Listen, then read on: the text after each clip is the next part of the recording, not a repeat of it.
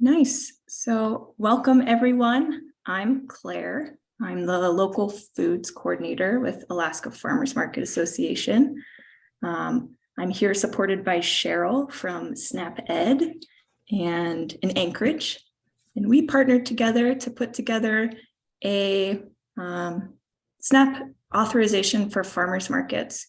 So AFMA, or Alaska Farmers Market Association, supports and fosters vibrant and sustainable farmers markets here throughout Alaska, farm stands, food hubs, and farms.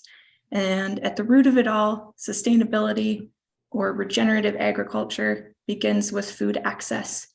And so SNAP, as one of the food access programs nationwide, is something that we can accept at farmers markets and on farms and at farm stands and food hubs. And so today's conversation, I'll use a lot of language saying farmers markets, but a lot of this information also transfers to other farm stands, farms, food hubs. The only thing it doesn't transfer to necessarily is CSAs, and so just be wary of that.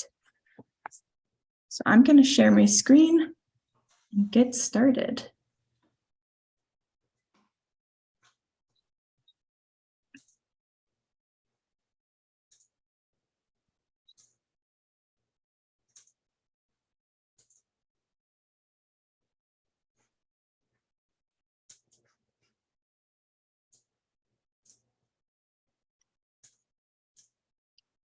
All right, Cheryl, I'll ask you since you're unmuted. Can you see this?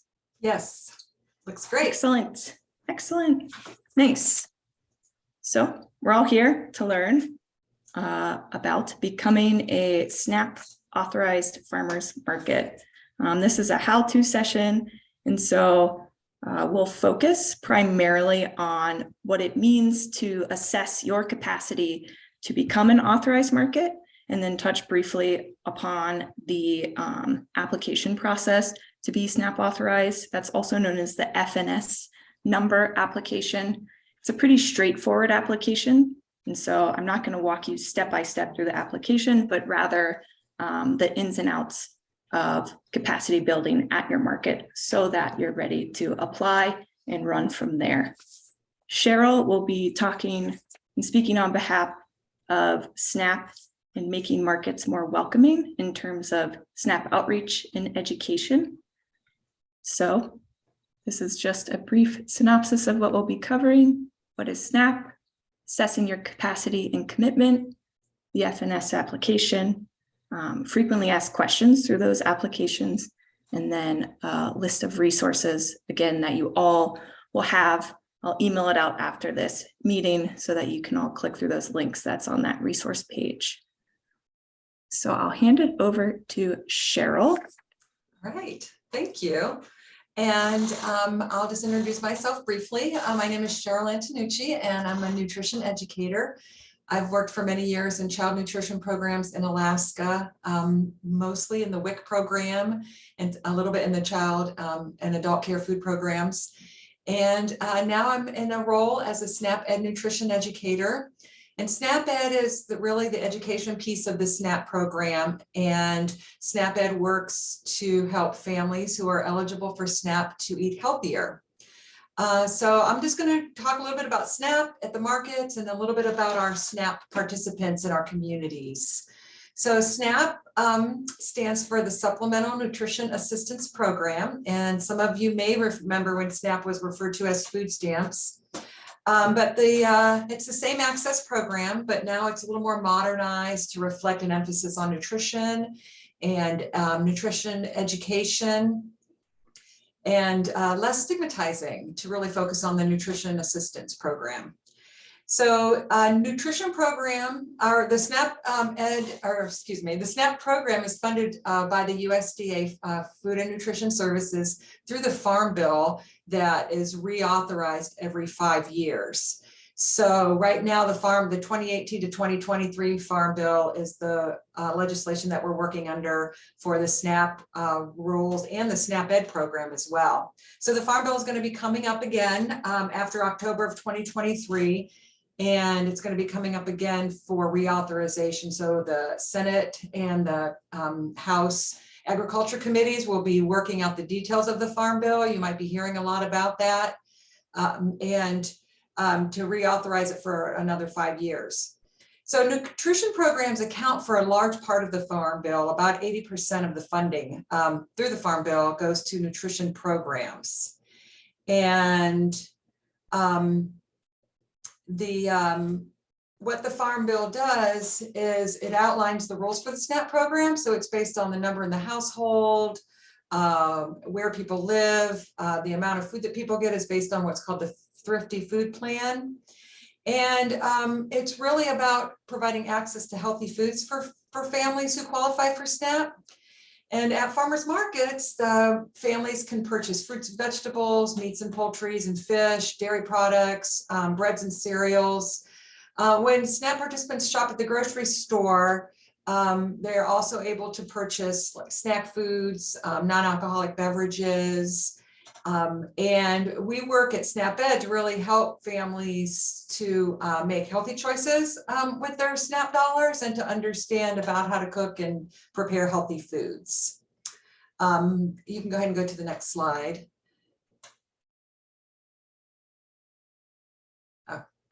So this, there's a few other support programs affiliated with the SNAP program, and one of them is SNAP Ed, and we're the nutrition education part of the SNAP program. So we're here to help improve the likelihood that SNAP eligible community members will eat healthy foods on a budget.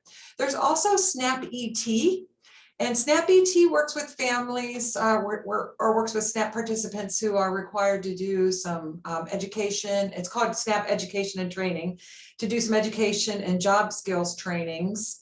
And then there's SNAP O, which is SNAP Outreach. And SNAP Outreach is administered through the food bank in Alaska. And they do a lot of important work of connecting community members to the SNAP program. The Food Bank of Alaska also is where the Food Policy Council is administered. And they do a lot of advocacy for SNAP in Alaska. And they're just a really important organization for promoting SNAP in Alaska. Okay, next slide. And in Alaska, this is just a little snapshot of SNAP participation in Alaska. So it's also referred to Quest. So when participants use an EBT card to purchase SNAP at the farmer's market, they're using a Quest card.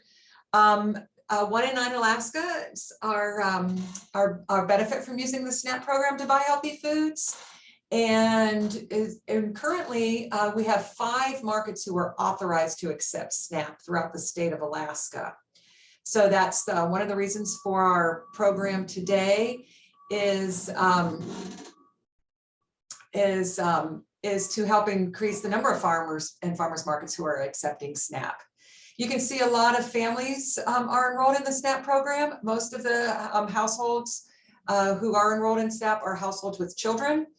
There are also a lot of veteran families that use the SNAP program, and it's a lot of working families also use the SNAP program. It's primarily working families with children who are enrolled in SNAP. Okay, so we'll go to the next slide, please. And this is just some research, just a little snapshot of some research that was done by the Food and Nutrition Services, just about what SNAP participants face when it comes to eating healthy. SNAP participants do face some barriers when it comes to eating healthy. And overall, 88% of SNAP participants who were surveyed report facing some type of barrier to eating healthy foods. Cost of healthy foods, especially the cost of fruits and vegetables, compared to less healthy foods, was the #1 thing that participants reported as a barrier to eating healthy. But also, other than affordability, there was also lack of time to prepare healthy meals, limited knowledge about healthy foods, physical disabilities, lack of storage space, lack of equipment, and limited cooking skills were all things that people identified as barriers to eating healthy foods. So one of the reasons the SNAP Ed program exists is to help families kind of bridge some of those gaps to eating healthy foods. Okay, next slide.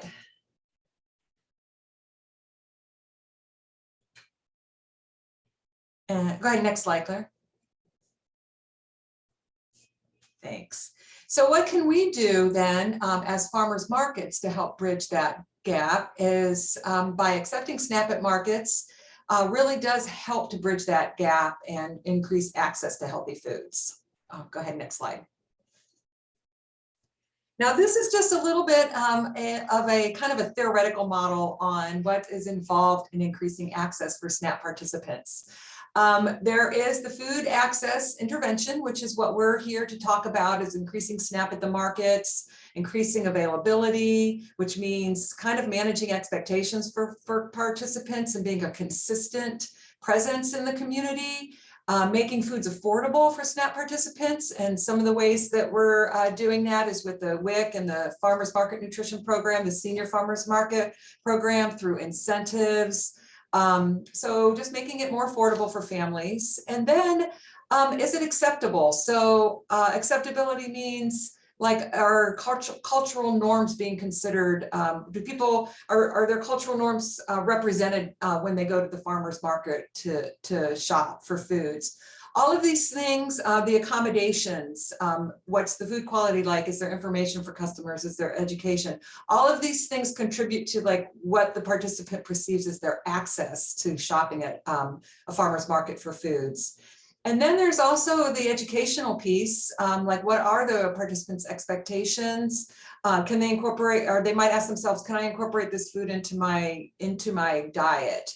And this is where we come in with our nutrition education, newsletters, social media. We try to increase expectancies by creating a buzz, doing more outreach. Doing some observational learning at the farmers markets, like food demonstrations or having some things on social media that people can see. And then also really helping people to see that, yes, they can do it. They do have the capability to kind of maybe change the way they've been shopping or look at shopping in a different way. So all of these contribute to access at the farmers market. So having your ability to accept SNAP at the market is really important, but there are also a lot of things in play to really support people to come to the markets. One thing we have found with the WIC program over the decades that we've been doing this Farmers Market Nutrition Program is it takes a lot of outreach and effort to get families to come and use their WIC coupons at the farmers market. Compared to seniors who actually are a bit more comfortable, we see a higher redemption rate of the senior coupons than we do of the WIC coupons. So this is just a way to kind of think about, there's a lot going on with accessibility at the markets. Go ahead, next slide. So then in a practical sense, then what can we do? And we're going to talk a little bit about bonus incentives. We're going to talk about making the market more visible. Research does show that when people see farmers market signage, they're more likely to stop. So even if they didn't plan to go to the market that day, if they see a sign somewhere, or if they see directions to a market, they might be more likely to be reminded to go to the market. Can we do some flyers and posters, build partnerships? This is where SNAP Ed comes in, or other nutrition education programs comes in. We can do things at the market to increase that confidence for people with cooking demos and nutrition information and recipes, and just do a lot of outreach through our newsletters. So there's resources in your communities to access some of these things through SNAP Ed, through the WIC program in your community, through cooperative extension in your communities. Through maybe you might have a really strong network of educators, people who are just excited about food and just want to provide education at your market in your communities. So there's a lot of ways to reach participants, to get the word out about the markets, and to really make it a comfortable place where people just like recognize this as a normal place for me to go and buy food. So these are all parts of like building your capacity to accept SNAP at the farmers market. Okay, next slide. And then Claire is going to talk a little bit more about just the nuts and bolts of operating SNAP at your market, whether or not you're going to be a market operated or a vendor operated, and then all the other details about getting authorized to accept SNAP at your market.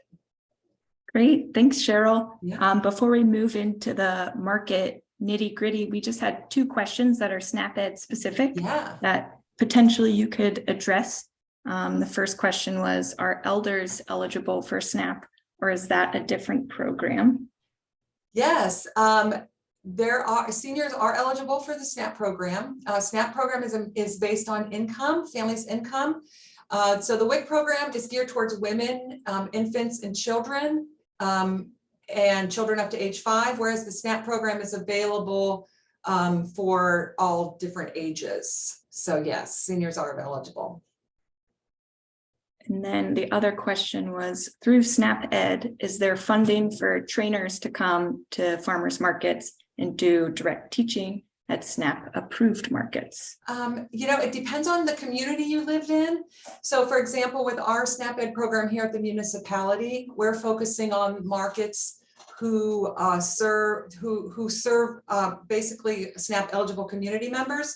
So we would provide support, training, research to farmers markets in the neighborhoods, for example, in the Mountain View neighborhood, where Grow North Farm is, in the East Anchorage neighborhood where Muldoon Farmers Market is.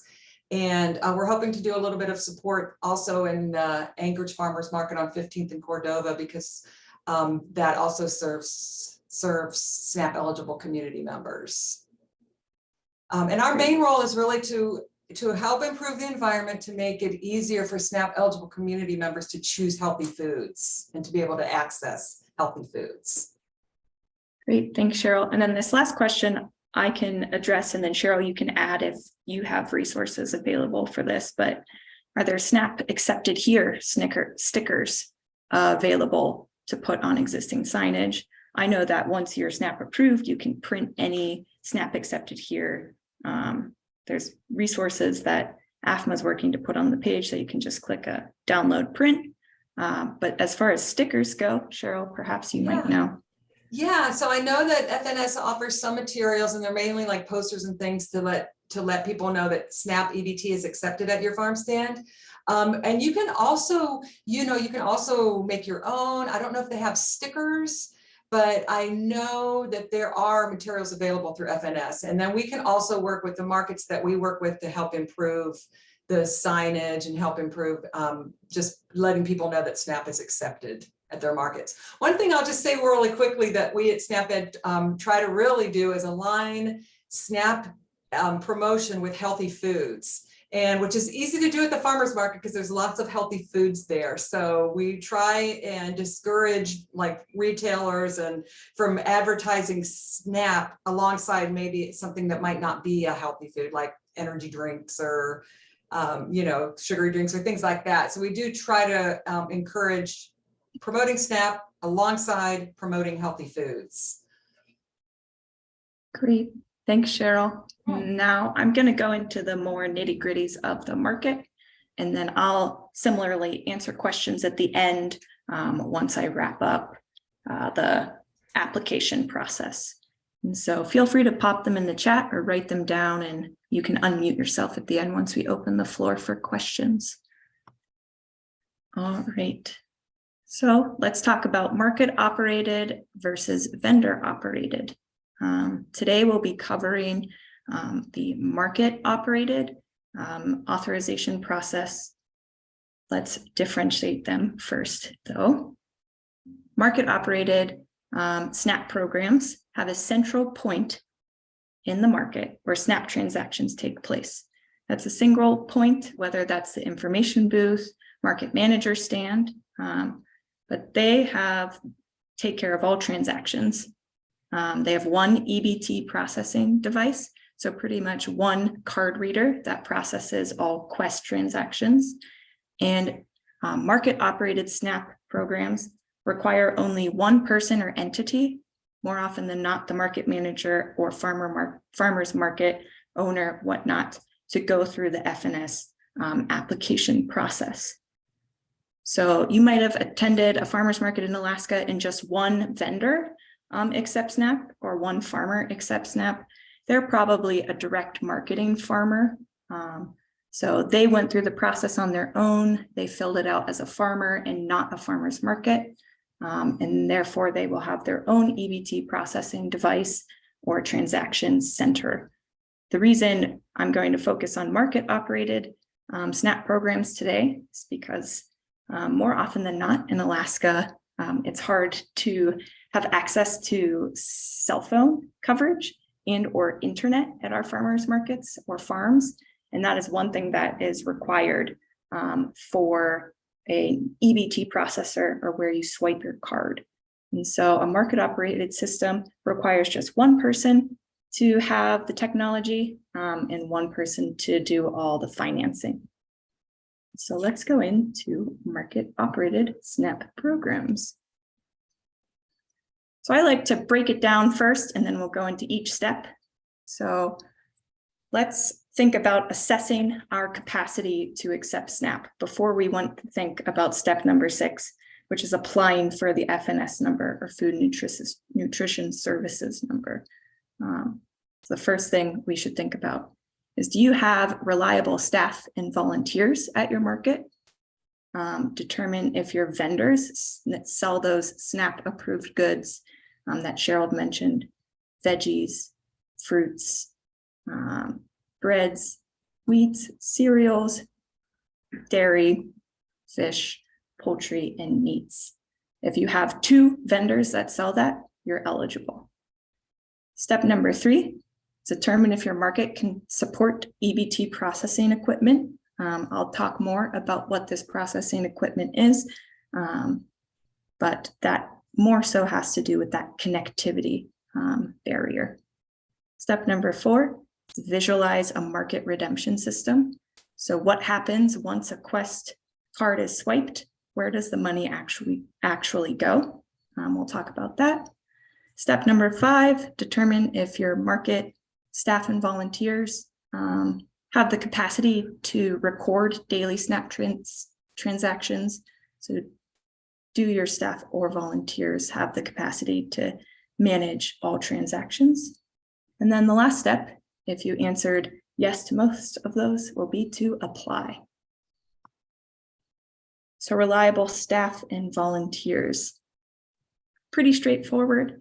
Is, do you have 1 key person or 2 key people that show up every market to help you out, whether they're paid or volunteer? Do they have knowledge of SNAP programs? Are they willing to self-teach and read through the resources that FNS will provide once you go through the application? Are they willing to hold vendors accountable for following SNAP rules, which are pretty much you only sell SNAP eligible goods to folks who are paying with SNAP dollars? Do you have staff or volunteers that can recruit and retain vendors? So building those good relationships and pretty much listing anything that a market manager would be doing, but we know market managers are very busy and can't do everything themselves. And then the last thing I want to mention here is consistency is key. Consistency is key for customers. It's key for market managers, for market flow, and for vendors. And so just if you have 1 consistent person to help out, you can check off number 1 for reliable staff or volunteers. Number 2 are vendors. Since we are talking about market operated SNAP programs, vendors do not need to go through this application process individually. What they might do with the market is sign a market vendor agreement that says, I acknowledge I'll sell only SNAP eligible goods to folks who are buying with SNAP dollars.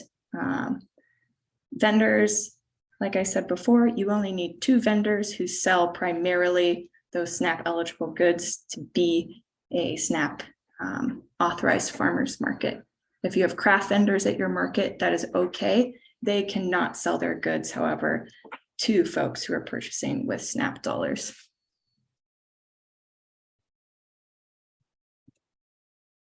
So let's talk about that EBT equipment and processing. So EBT, early on there in the slide deck, EBT was written out as electronic benefits transfer. So that's that Quest card Cheryl was talking about that gets swiped.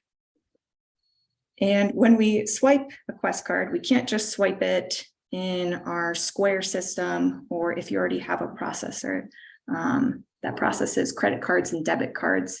Some credit card and debit card processors also process EBT cards, but not many.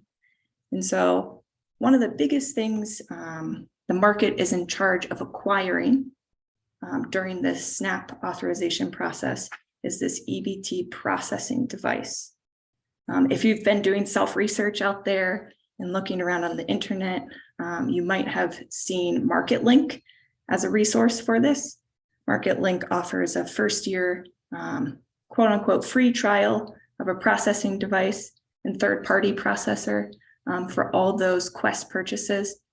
However, Alaska offers free POS equipment or EBT processing equipment for farmers markets, which is so amazing. It's the state has been doing this for quite a few years, and that eliminates barriers for many markets and many farmers.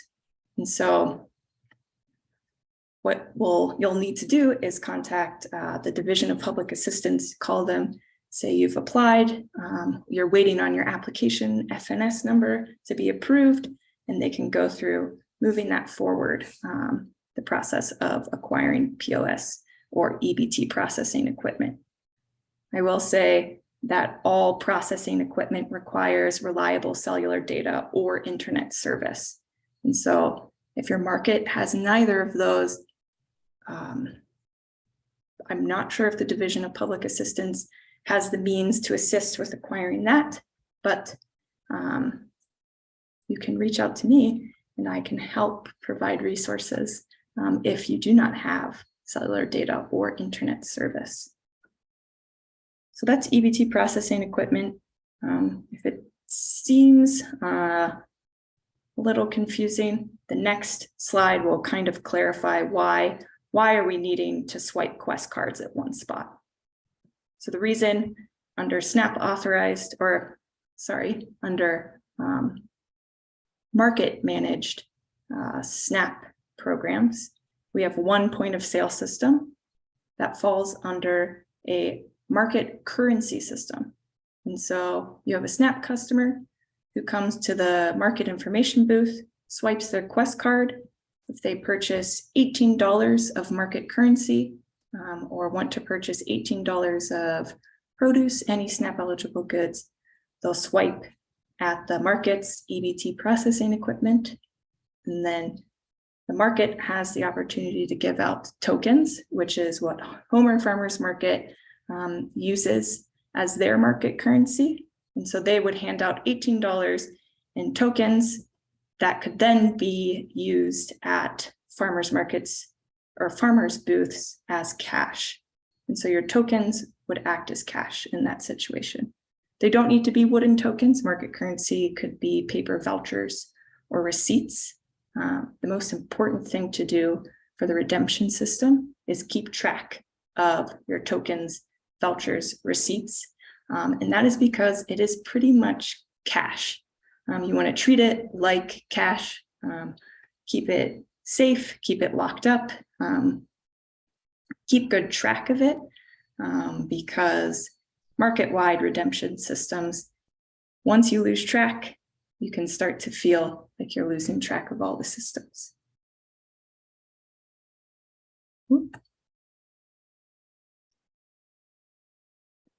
So back to this slide, didn't mean to leave it yet, but customers spend money, they get their tokens, they go to the vendors, they purchase their SNAP eligible goods with their token. At the end of the market, vendors will take their tokens to the staff or volunteer who originally made that transaction with the customer.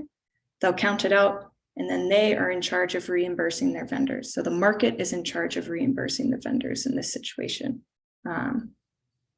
And so the most typical reimbursement process that I've seen with markets is weekly. And so market will write down how much the vendor sold with SNAP dollars, and then a week later or the next market, the market will reimburse that farmer. Redemption systems don't have to be the same, but the key points of redemption systems is keeping track of that market currency, both physically and on paper, and being sure that there's no discrepancy between the number of tokens your farmers are handing back to the market and the amount of market currency you handed out. So kind of backing off of market currency and a redemption system would be reporting.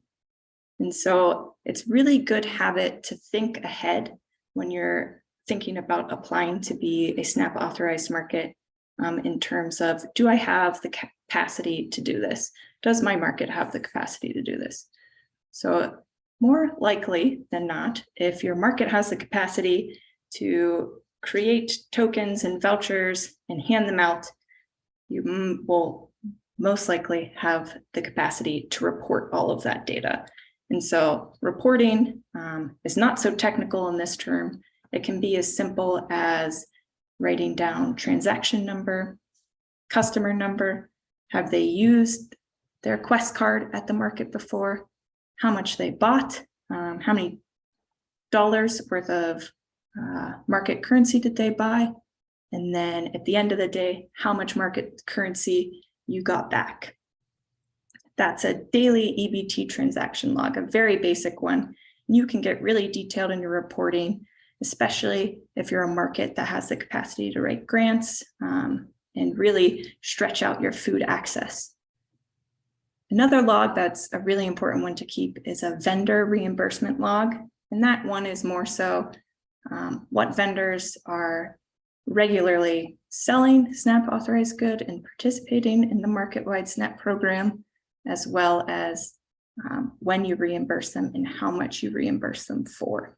So the EBT transaction log and the vendor reimbursement log should look very similar at the end of each market day. These are just pretty basic examples of reporting logs. So we have the customer name, first time EBT user, how much money, and then this one just initials it off as I acknowledge. Again, you can keep much more detailed reports, just depends on your market's capacity. Then the vendor reimbursement log, even simpler, vendor name, money they turned back, and then vendor signature, reimbursement, check number. I would advise against something this simple.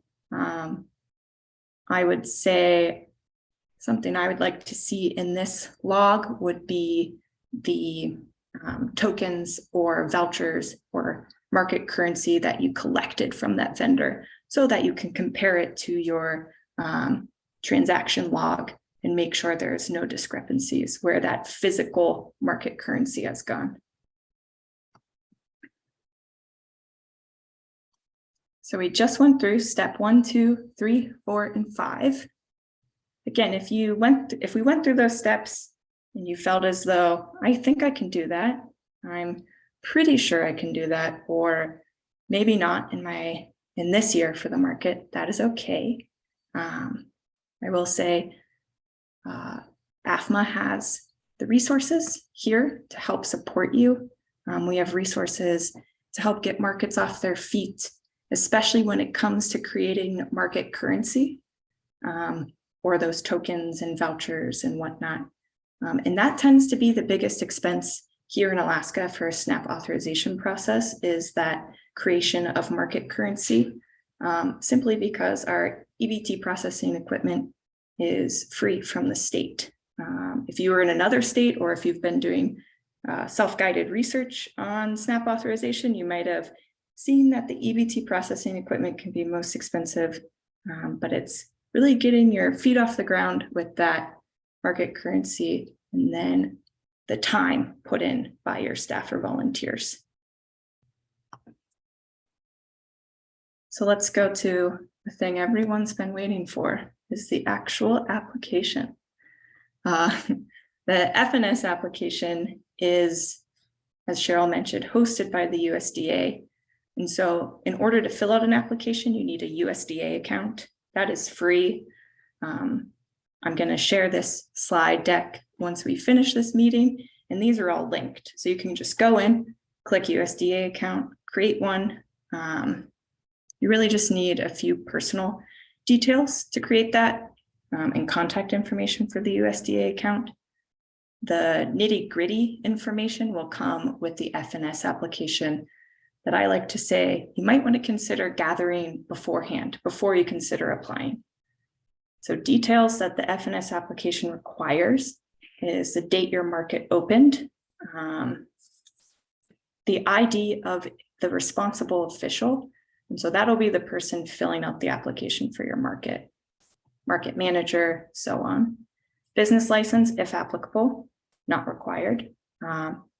Determination letter, if you're a nonprofit, again, if applicable, that's not required to be approved. Business EIN, if applicable, not necessary. Sales data or estimate of market annual sales. And so this, the USDA suggests that if you don't have market data, whether you're a first-year market or your market hasn't been collecting that, to estimate about $200 per farm vendor as your market annual sales per market day. And then your operating schedule, whether you're, I believe the FNS application requires this because of the year-round versus seasonal markets. There might be variation, especially when it comes to reapplying, which is a 3 to 5 year cycle. And then availability of food types. And that's that confirmation that at least 2 vendors sell SNAP approved goods. So you'll fill out that FNS application. It should only take 30 minutes if you gather all those details beforehand. And you only have 30 days once you open an application before that application closes. And so if you open an application, don't close it out. Almost done here. I see Keenan's hand. Let me just make one more thing, and this is truly the last of it. Then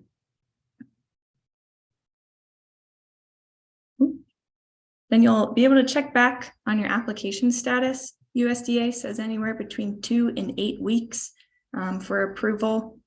I haven't heard of any markets being approved lately up in Alaska. And so take that 2 to 8 weeks with a grain of salt. You filled out the application, you're ready to get running. So I just put this post-application checklist in here to kind of organize our thoughts. So you submitted it, you're waiting for approval. Now's a good time to secure your EBT equipment, decide on your market currency, establish accounting practices, really figuring out what you'll require vendors to report and what you want as a market to report. Set metrics for reporting data, very similar to the accounting practices. Start reaching out to vendors, asking, would you like to participate in our market SNAP program or not? And then decide on that marketing or advertising for the market, making it a welcoming space, as Cheryl talked about earlier.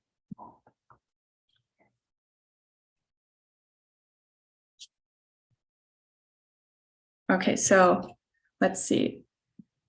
Before we go into the frequently asked questions, Brandy, Joe, and Keenan, I think both had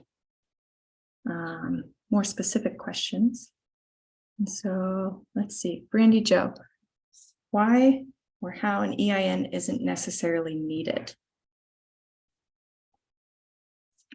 That would be, I'm not even going to direct to the slide because my keypad is too touchy right now. This I actually don't know the answer to. Cheryl, if you may know the answer, or Let's see, Robbie might be the only other one in this meeting who has managed a SNAP market before. But the EIN isn't necessarily needed. That was just on the USDA website that said if applicable. Don't know the nitty gritties. I'll write that one down and follow up with you, Brandy Joe, if I find the answer to that. So Claire, I think alternatively, you can use a social security number. I don't know if I would recommend that, given that it's your personal number, but I did find a page. I'll drop a link in here for you, Brandy Joe, and whoever else is interested, but it's a great question.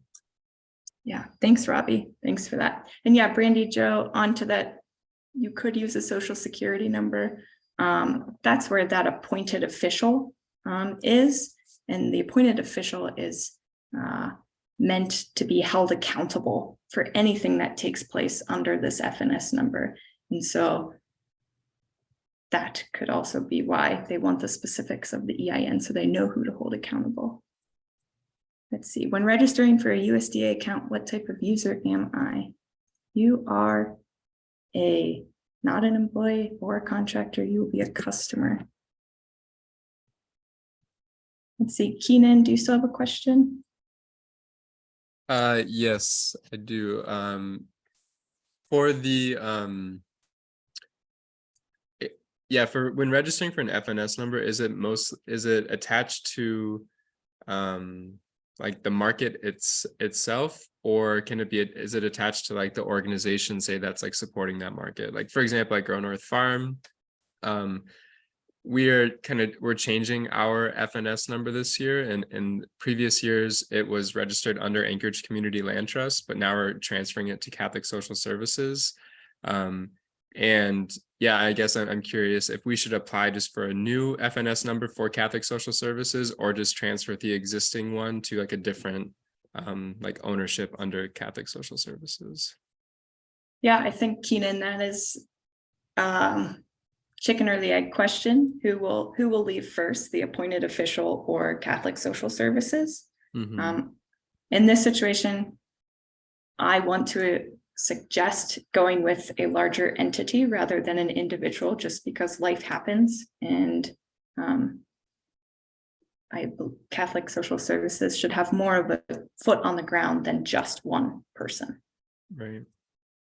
And then Cheryl might have something to add to that. I was just going to say, it sounds like, Keenan, what you're asking also is the Anchorage Community Land Trust was already registered with an FNS number through USDA to operate SNAP at the market.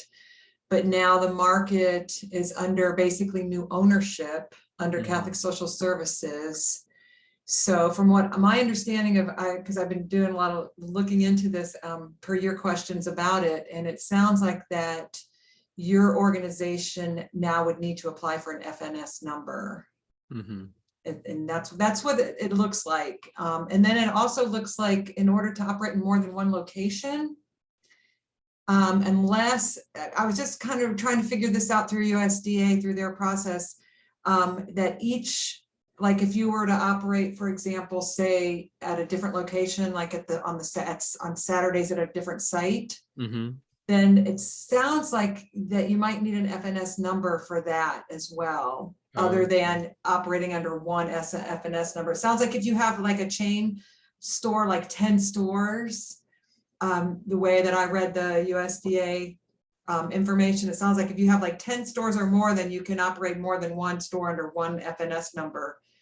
But it has to be like a chain.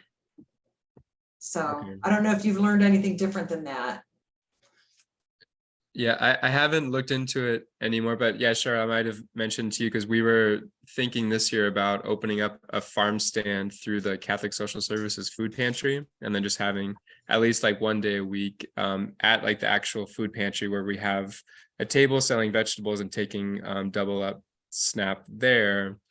But yeah, we weren't sure if we needed to apply for a different FNS number to sell like at the food pantry location, or if we can operate under the same number to sell both at Grow North Farm and then also at the food pantry.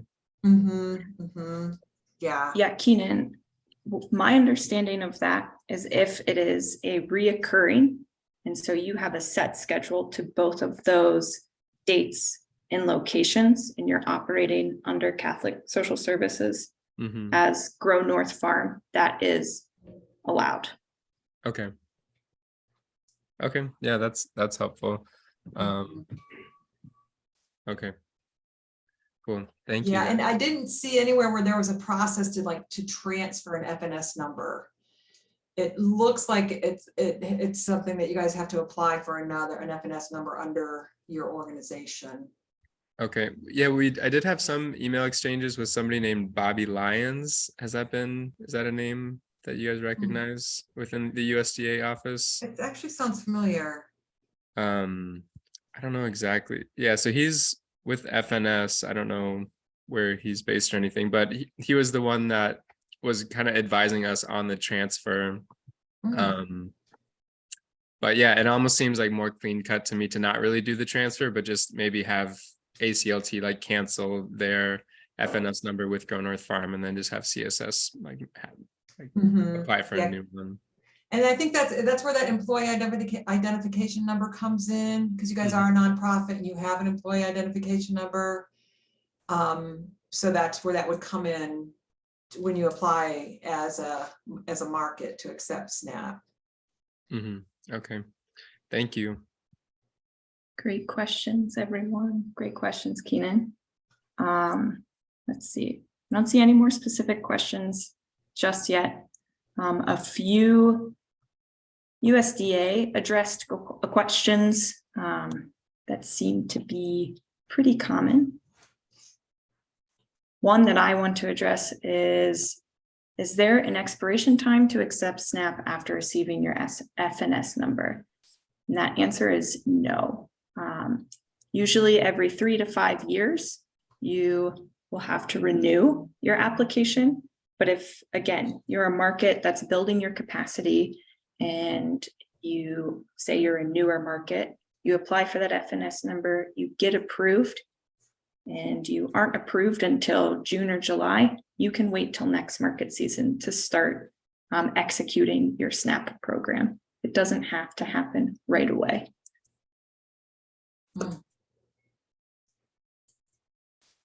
Another question, I addressed the calculating your revenue. If you haven't had an operating year as a market, around the $200, $250 per vendor, I thought would be helpful.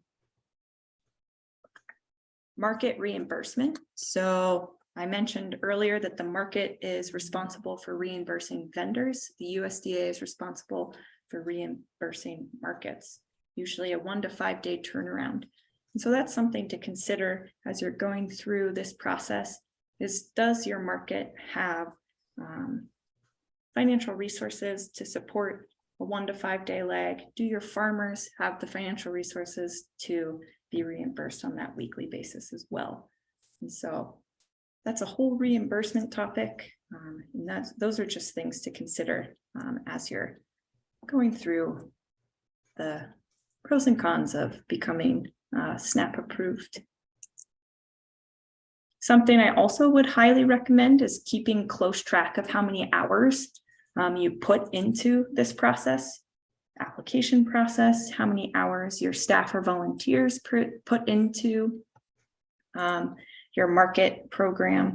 That can not only be helpful to you, but it can also be helpful for future market managers, folks who are in Keenan's situation, where there's folks leaving, you're separating, groups are becoming your own standalone organization. That's just really good information to keep capacity going and also keep retention for farmers and market staff or market volunteers. Any final questions? And I just sorry, Cheryl. Yeah, I just wanted to emphasize one other thing when you talked about consistency.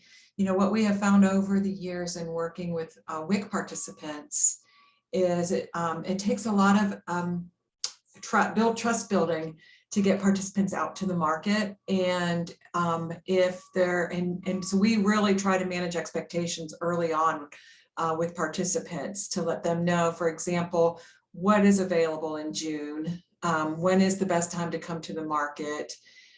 If a family goes out to the market, say they get excited and they want to go right away, and June is first day the market's open, and then they see that there's not a lot available that they can purchase with their farmers market nutrition program coupons or their SNAP, then it creates a little bit of discouragement, and then the family may not go back out to the market. So when you talked about consistency in the market, that is really an important aspect for participants, for SNAP and the nutrition program participants. Thanks, Cheryl. Mm-hmm. And I don't know if any of, oh, Keenan, go ahead.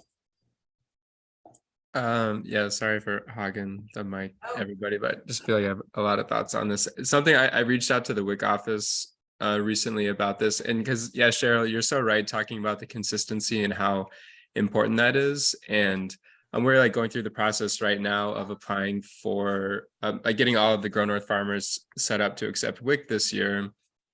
And you know, on the WIC application, when it asks like when people are going to be out selling, you know, that's something that we have to really like talk about with our farmers every year, because you know, often people will say like, oh yeah, I want to sell at the farm stand maybe every day, you know, Monday through Friday from like 4 p.m. to 7 p.m., which is a pretty big commitment, right, for a farmer to make and say like, yeah, we're going to be here accepting WIC 5 days a week for those 3 hours. And I would say a lot of the times for our farmers, like 90% of the time they are there, you know, 5 days a week at those hours selling. But sometimes, you know, people can't make it because, you know, maybe there's a problem with their kids or childcare or a job or something, you know, something happens and they can't show up. Well, like in the past, we've had someone from the WIC office come like, you know, audit our farm stand on a day that one of our farmers was not there, like on the rare occasion that they didn't show up. And then we received, you know, like a sanction with like a warning that says like, hey, if this happens again, we're going to have to shut your market down. And like none of your vendors are going to be able to accept WIC. And, you know, like I understand the importance to, like of consistency for farmers, but like that just seemed a little, it's like, okay, well, if you do that, you know, then we're not going to be able to accept WIC at all. And then like who's actually getting harmed in that scenario? Mm-hmm. And I did try to explain that to the WIC office and kind of got an answer that's like, oh, well, you know, we think consistency is important. And you're totally right. Consistency is very important, but we also have to understand the reality for a lot of farmers too, and that sometimes yeah, I mean it's a lot of work to be able to show up, and sometimes like things happen and you can't show up that day. So I guess yeah, that's just one thing I want to voice from like an advocacy level, that we have to make sure whatever sanctions that we're like talking about or like rules and restrictions that we're putting on farmers are not gonna in the end like hurt the people that are, you know, meant to benefit from these programs. Yeah, and that is an important thing to keep in mind. The one thing that we do on the education side is we really want to prepare participants that, you know, sometimes, especially early in the season, there might not be a lot of produce available. So we want to give participants the most accurate information possible to help, again, manage those expectations to keep people coming back. But you're right, if you advertise through your application to accept the Farmers Market Nutrition Program WIC or the senior program, then they want to, as they're monitoring your compliance with the program, they want to hold you to those hours. So it's important to think about when you can be available for sure. Yeah. Mm-hmm. And it's hard doing that now, right? Because it's, you know, it's like March, and then, you know, 5 months from now, you know, you're going to have to be accountable to a schedule that you decided now. And like, who knows, you know, what it's going to happen in 5 months, you know, for a lot of people. So yeah, it's hard. So I think a lot of farmers will struggle with saying like, okay, well, I don't know like what to put down, because like I want my produce to be accessible to people, and I want people to know that I'm available, but I don't want to then, you know, like handcuff myself to say like, oh, I have to show up at these times, and like then if I don't, then I get in trouble, and then I can't accept this at all. So it's, yeah, I think it can get a little sticky for people. Yeah, great points, Keenan. And I think bringing up accessibility and equity into the conversation is what food access is. And when we think about market managed SNAP programs and vendor managed SNAP programs. I think when we think of accountability and consistency with a market managed SNAP program, in that case, you hope you have 4 or 5 vendors selling produce at your market who are participating in the market program. If someone's unable to be there, there's still vendors who are selling for Quest customers. Whereas if you're going the vendor route, where each vendor is responsible for becoming SNAP approved, if only one at the market is approved and they don't show up, then there's no accessibility there. And so great point. And I think it carries over to both FMNP and SNAP benefits.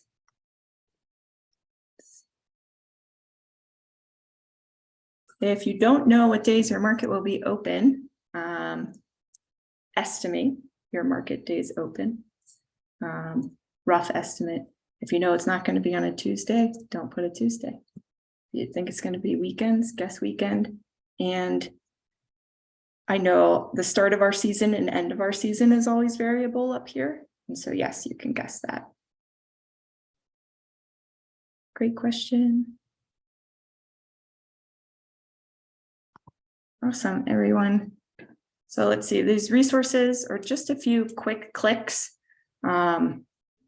Application are the top 3. And so those will be your quickest links that you'll want to click.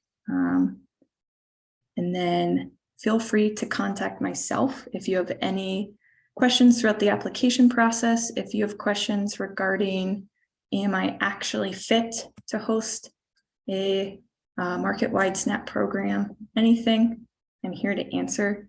I want to mention that our Alaska Farmers Market Association food access work is currently funded by a state grant, and we have been approved to match any SNAP authorized markets dollars. And so if you become SNAP authorized, you can participate in that market match program. So you sell $2 worth of SNAP, AFMA will give you another $2 for that customer. So there's incentives out there. And as time goes on, hopefully more and more food access incentives. And then Cheryl, I don't know if you want to put in any final thoughts on what you could best be around for or supportive for.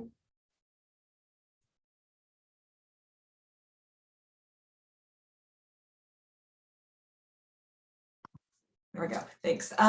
Yeah, I'm happy to dig into resources if people need help kind of digging in. I'm always looking at like the FNS rules and resources and ways to reach participants and to let them know about SNAP available at the markets. And then if there's any ways that you need to get in contact with nutrition education resources in your own communities, other than the areas that we serve here in Anchorage, then I can help you do some research in finding that as well. So you can reach out to me and I can try to do what I can to answer any of your questions. Great, thanks, Cheryl. Thanks for the support on this. Yeah, and then Brandy Jo, to address that question, our market match program, if you're not looking in the chat, our market match program is reimbursed on a monthly basis. And so that is where we're at right now with that program. And so it's really enticing for those SNAP markets that have been around for many years. But we'd love to support newly SNAP authorized markets as well as best we can. All right. I'll stick around for the next 5-10 minutes. If anyone is too shy to ask questions in front of the group, or if you just want to chat, feel free. Otherwise, thank you all for being here. I will share this presentation again via email. And I'm available to help in any way possible at the food access at alaskafarmersmarkets.org. So thank you all, and I hope you have a nice rest of your Mondays.